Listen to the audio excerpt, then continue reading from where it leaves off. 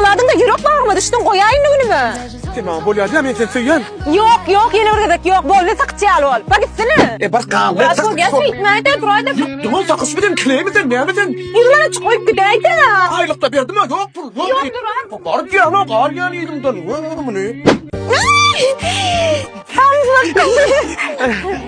Men nasıl öyle daklar orada? Yok entek dur hoğlukma da irin tek. Bırak da kıydın neydi va? Neyden çekmeli men ne çektireyim ama sabahına taş. Murat. Ecemel gidem o kaçanın ne bir cumluk ecemel gitgelayn. Erkekliğinin öz bir mertebesi var. Ölçü bir nehdi var. Onun çekmeli afen. 6 aylar gitmedi mi? Gelyen bir günden soň. Murat. Ben şu zorabam yok. Alo Murat. Uykum tutcan git şöyle yatayım Yine 5 min kuruluş hali sesin azar. Şu 5 minut kuruluşuluk. İyi. 4 saat kuruluş mu çiğirsen o? Murat. Murat kuruluşuyla yürümek ya.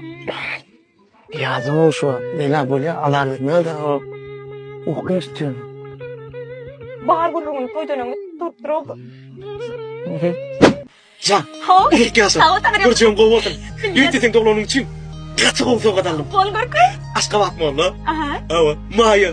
Den Allah eşik dükkanına. Anna. Sen kavuruya ne hemen mi? Atırım. İyi beni. Kodum. Ne? Sana şu. Ne siyesin? Üçümler ismini hissetmeyen. Ne odak gelsin. Yani kadın değil. Leyla. Dağla beni mutlaka kalyan mı? Odak gelsin. Ay sağ ol. Göreceğim kavursın. Savat. Gözüm oyunu. Gözün ay böyle.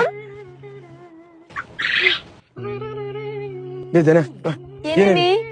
İçine koş ön kulağın içine. Yumurtka da. Basmam toymaz. Seyretme sen birler duyduruyun toydan son. İkrancık çağın böyle bir oğul, bir kız. Ne için? Düşünüyor musun kötü çağı da olursan figuran kod bilen. Men olsa figuranı taplasın mele bilen mi? Toymadım olsun. Murat, ben ne yağdırdım, ben de çağı değil mi bana? Onları seyretmeli, eklemeli koydum, yetişemem. Ballı. Suatla, oğlum başta.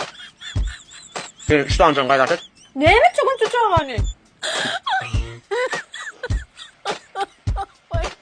İlik kalem. İlik kadın son değil mi yani?